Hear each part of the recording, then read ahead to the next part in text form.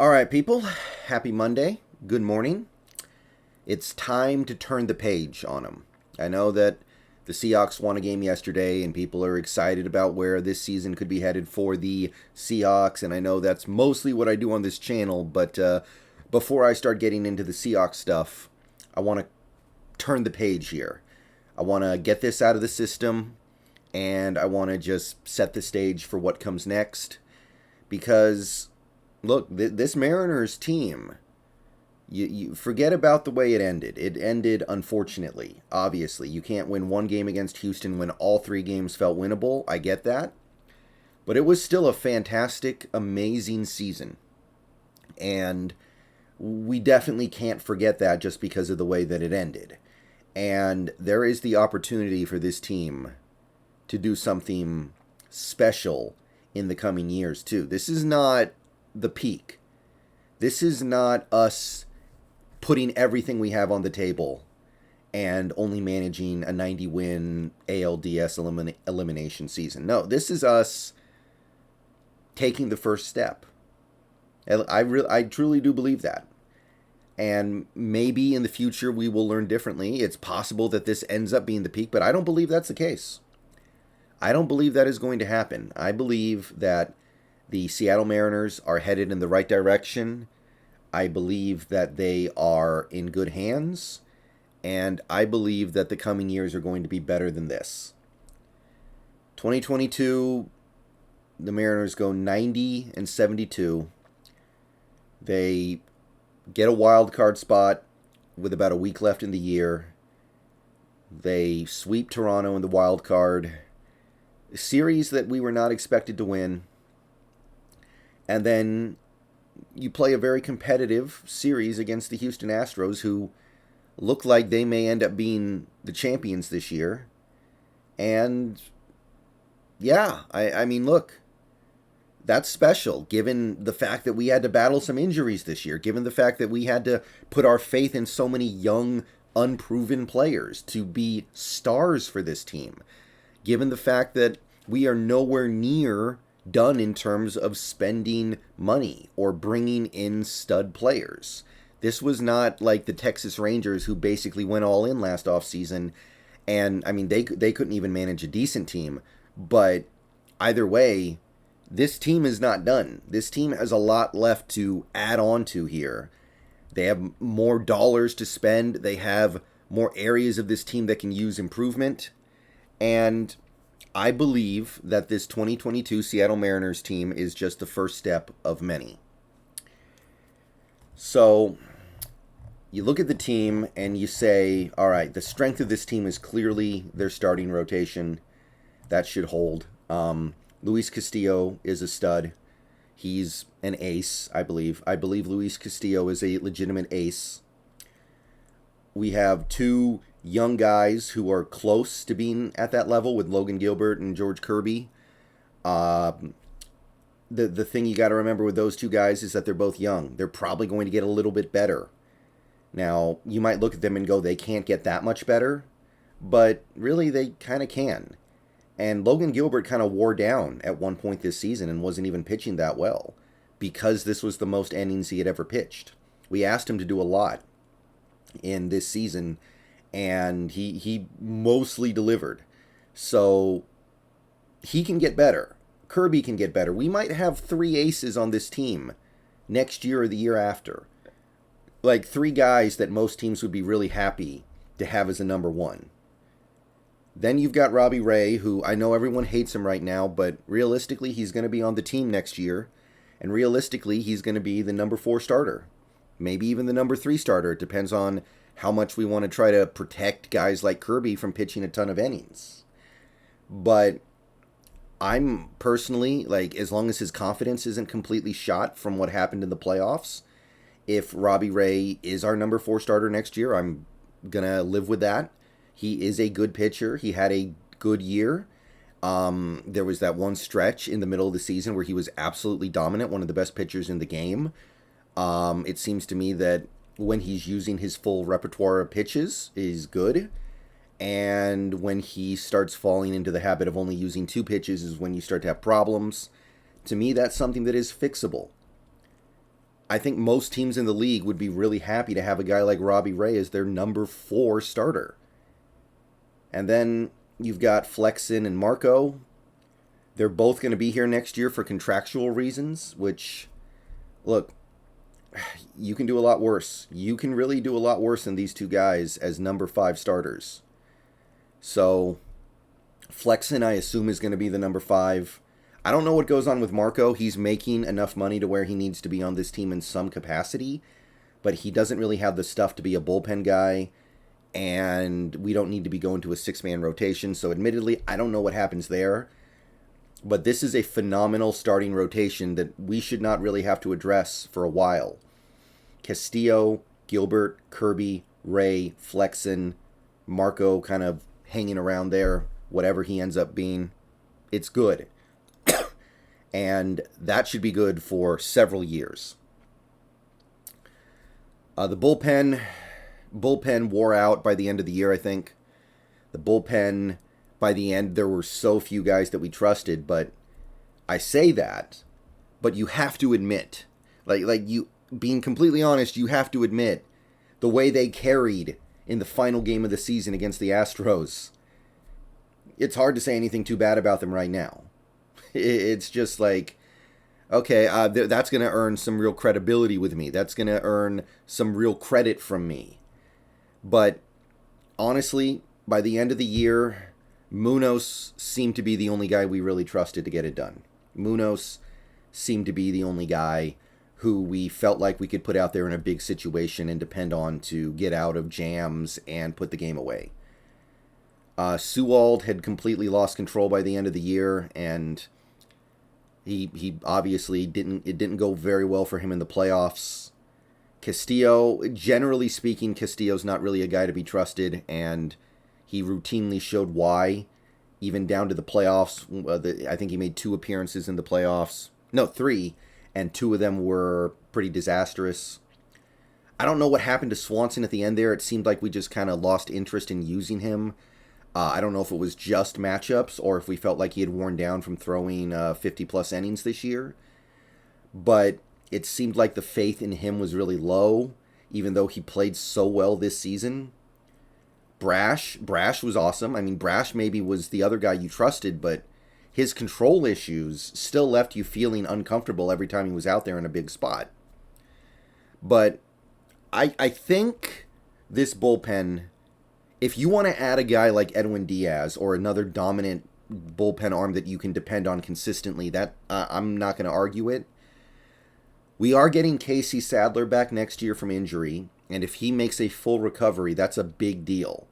That cannot be ignored. If he makes a full recovery, he was a very good bullpen pitcher for us last year. So if Sadler is the guy who pushes this bullpen back into elite territory and gives us enough arms to make it through the full year, then that's believable. But I also feel like part of the problem was we couldn't put teams away by enough runs to where we felt comfortable using the bottom of the barrel, the bottom part of the bullpen. Like, there were just too many games where, like, okay, we have to use Munoz because the game is too close. We can't trust it to just anybody. So while I would be okay with adding a big-time bullpen arm this offseason, I'm not married to it. And one thing that I think would really help would be an improvement with the offense. And that's going to go into the big thing for this upcoming season, because there is a whole world of tremendous potential here. And I think what some people forget about this core is they're probably going to get better. Cal Riley and Julio Rodriguez, especially Julio, there's no reason why they should be capped out at this point. Cal, already one of the best catchers in the league at age 25. He hits for power. He's good behind the plate, good defensively. His ops plus is 122, despite the fact that he was unplayable at the plate for like a month and a half.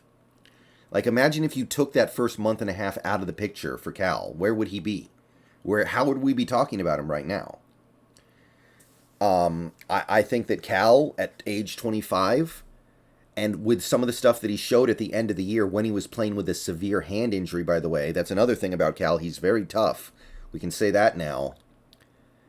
Cal could turn into a guy who gives you 30 home runs a year, maybe 35, hits for about 230, and gives you an ops plus around 135, 140. If he's doing this at age 22 with that horrendous start that he'll probably never replicate, and knowing that he can get better, and knowing he was playing through an injury for the last month and a half, you could be looking at a guy who gives you very strong catching behind the plate, a very good catcher defensively, and he's in the conversation for best hitting catcher in the league. Like I said, gets to 30 home runs, gets to a batting average of like 230. I believe it. I believe it can be done. And Julio, I feel like we've forgotten because he had such a good year that this guy is 21 years old. It's almost impossible for him to not get better. So next year, you're going to see less strikeouts. You're going to see more walks, almost certainly. And that batting average, like in maybe a couple years even, in let's say a few years, we're talking about a guy who hits 300 and gives you 40 home runs. And if we let him, steal 40 bases. So Julio is probably going to take this from where he is right now to where he's the clear-cut Rookie of the Year and an All-Star, and start playing at an MVP level, because don't forget, he's already a approximately plus defender, and he's got a good arm. Like, he is the real deal, the full package. That 147 ops plus he had this year, if he gets better on a typical progression, we are talking about 170, 180. No problem, I think. And that's obviously the main core. That's the stuff that excites the most people. I believe that Ty France's season was undone by injuries. This is a guy who is clearly a fantastic hitter, very skilled, very talented. I think the wrist injury just kind of made him a shell of his former self. So I know he didn't play great at the end of the year. I know he didn't come through for us very much in the playoffs. I know we were all expecting him to be the one to get the job done in that 18-inning game, and he was like everybody else in that game, but I think the injury kind of killed things for him, so I'm not gonna kill him for it. He's 27. There's no reason for him to be just completely shot now. He's going to be here next year. He's going to have something to prove, and he can spend this offseason working on not chasing that outside stuff. So I got plenty of faith in France being fine. Suarez, I think, is going to be able to be fine. He's going to be 31 next year. That's not an age where you expect a guy to fall apart. Maybe he won't be as good as he was this year, but I still think you're looking at a guy who can give you 30 home runs and bat 225, ops plus probably around 120. I think this year was probably the best version of himself that we could ever hope to get. But if you can get that from Suarez in 2023, I think that is good enough. And I'm fine making that bet. So those are your corner infield spots. And after that, we need to figure some stuff out here. We need to figure out what we're going to do with Mitch Haniger, who is a free agent. I feel like his year was probably derailed by the injuries as well, being perfectly honest. Like, Mitch Haniger, we know that what he can do. Just last year, look how dominant he was. One of the better hitters in the AL. One of the best hitters in the American League. He's a good fielder. He's got a great arm in the outfield. We saw that this year. This is a player with clear value, and his value is going to be depressed right now because he got hurt. He only played 57 games, and he didn't have a great season even when he was playing. So we're going to have to make a decision here. Is the reason why Mitch was having problems all the injuries he had this year? Did that just rob him of his ability to go God mode the way he did in 2021? Or at 31 years old, going to be 32 next year, I think, is his body just kind of shot and it's time to move on? I don't know. I'm fine either way, honestly. If this team wants to give him a 1-year prove-it deal for cheap, that's fine. He's not going to be expensive. But if you want to move on, I get it, but you're going to have to do something else. J.P. Crawford, you're kind of stuck with because you gave him that extension last year. He's making too much money to just move on from right now. So he's out there, which, excuse me, kind of rough given how bad his bat was at the end of the year and given how bad his defense was the whole year. Like, honestly, Crawford was one of the worst shortstops in the league this year. He had that amazing start with his bat where he was just smoking the ball. He was crushing it. He was legitimately one of our best offensive players. And then it went back to the old stuff. It just went back to that old stuff where he was just banjo swinging, a lot of pop-ups, a lot of cheap grounders, no real power, and he looked like the player he was previously, which that shouldn't surprise us. The good news is he's been great defensively before. This is a former Golden Glove winner, and he's only 27. So Crawford should be able to at least become a plus defender again and probably have about a league average bat. That's fine. But I need to see something better than Adam Frazier. This guy has no pop in his bat. He has less pop than JP. And he's not a good enough contact hitter to justify starting. Like, here's the thing. Unlike Crawford, who at least has the potential to be an elite defensive player, I'm not seeing that with Frazier, especially as he's now on the other side of 30. Okay?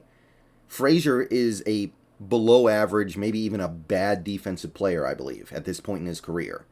So you combine that with the fact that he has no power, then all you really have is a contact hitter with decent speed. Emphasis on decent. This is not a guy who's going to steal you 30 bases or steal a bunch of,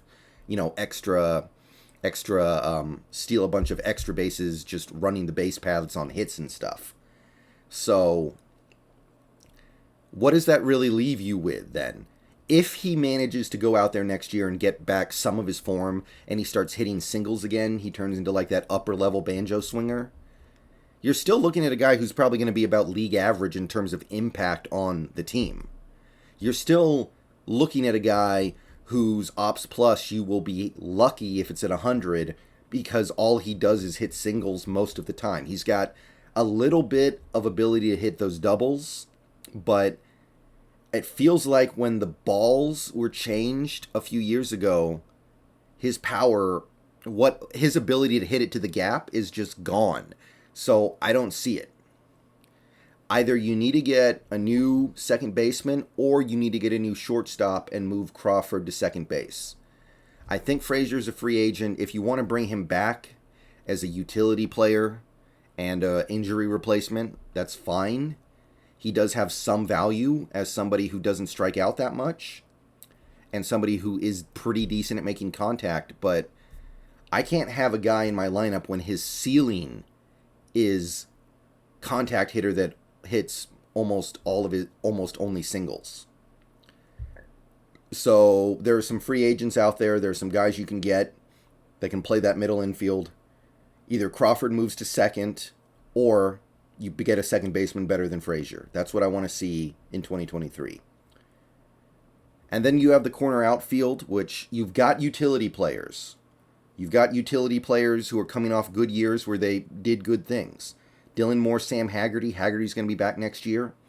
If you want to lean on those guys in a platoon, okay. Kelnick is going to turn 23 next year. So this is probably his last chance. We're going to find out a little something about him. If you want to say, okay, we're going to have him around to be a utility player, he's at least a good outfielder, okay. Taylor Trammell, same thing, okay. Kyle Lewis, you want to hope that he has a bounce back year, maybe gets back from that injury and starts at the very least raking again and being a playable outfielder, okay. But I need stability at one of those outfield spots. And even if you bring back Haniger, it can't be Haniger, all right? It can't be. You can't trust him to stay healthy. I'm sorry, but if you bring him back, you're aware of the possibility it could go bad. And it can't be Winker either. I think that Winker is going to have a bounce back year at the plate in 2023, but he can't play in the outfield. So you need to find another corner outfielder out there as well in the free agency. Somebody, a blue chipper, somebody who you can depend on to be an above average presence at the plate and play those deep alleys at T-Mobile Park. So that's my main thing right now. Bring in a plus hitter for the middle infield, either second base or shortstop, and bring in somebody you can count on to man a corner outfield spot. Both guys need to bring in bats. Some people are talking about, Xander Bogaerts, which that would be cool. Trey Turner, Carlos Correa. No, wait, not Correa. He got picked up. But it doesn't really matter to me who it is. Just be active, spend some money, and this team can compete for 100 wins next year. I believe that.